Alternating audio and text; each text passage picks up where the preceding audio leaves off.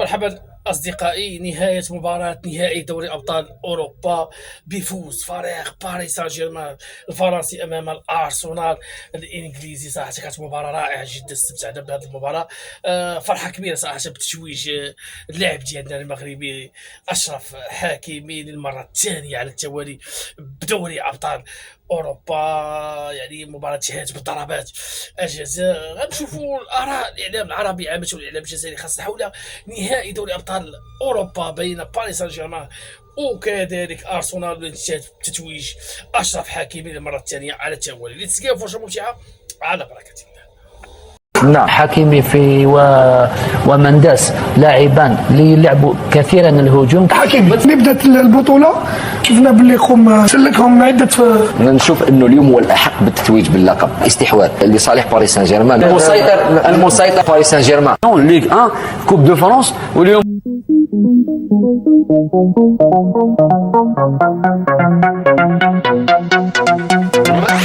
حكيمي هذا الموسم مستوى نونو منداس. نعم، حكيمي ونونو منداس وماركينيوس حكيمي ميدو شاهدناه ب3-5-2. فيتينيا ايضا، فيتينيا ولويس في وسط الميدان. هذوك من احسن اللاعبين في اوروبا كاع. نعم، فيتينيا وفابيان لويس. انا نشوف باللي وسط الميدان تاع بياجي، وسط الميدان تاع بياجي يتفوق على وسط الميدان تاع لينتر من الناحيه الفنيه، ربما من الناحيه الفنيه والتكتيكيه والبدنيه. نتحدث عن الأجنحة الطائرة، دورهم مزدوج، يعني دفاع هجوم هجوم. لاعبي الأروقة محمد، لاعبي الأروقة يعني في مستوى جد عالي، من بين أحسن لاعبين اللي يلعبوا في هذا المنصب. حكيمي ومنداس لاعبان اللي يلعبوا كثيرا الهجوم كما تكلم لك امين. خرجوا على نونو منداس وحكيمي. قوتوا ليه الدفاع في المان تو مان ولا في لي بالاري سور لا بوينت دو فيتاس، يا با فوتو اونتر لي دو جوار، بلو تكنيسيان بلو رابيد. حكيمي لاعب اللي يتمتع يعني بحس يعني هجومي كبير. هذه محمد دائما جيدا من الناحيه التفوق العددي في الهجوم.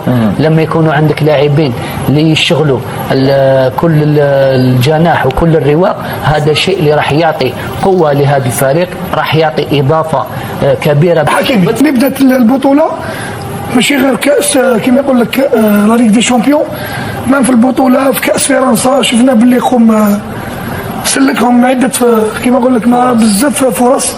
نشوف انه اليوم هو الاحق بالتتويج باللقب. لما نهضروا على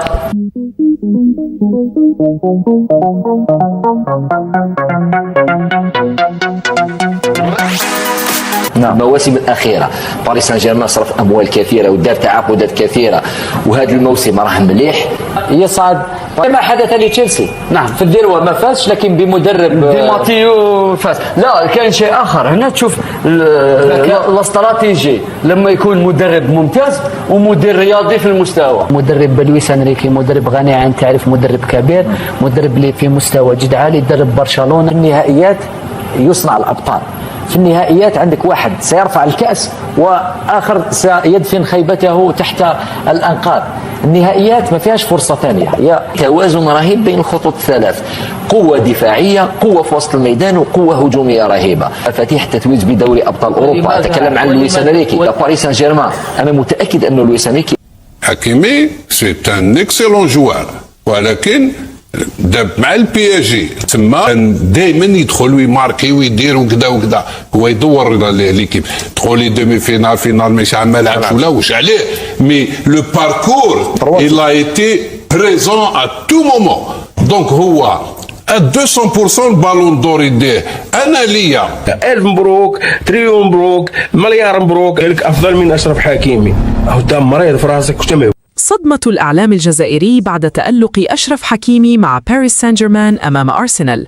المغرب يفرض اسمه في أوروبا.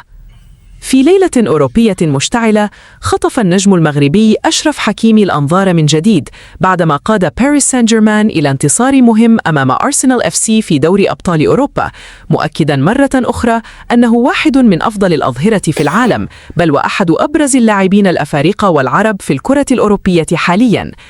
وبين فرحة الجماهير المغربية بهذا الإنجاز الكبير، اشتعلت ردود الفعل في وسائل الإعلام ومواقع التواصل داخل الجزائر، حيث تحول اسم أشرف حكيمي إلى حديث الساعة بعد الأداء الاستثنائي الذي قدمه أمام النادي الإنجليزي.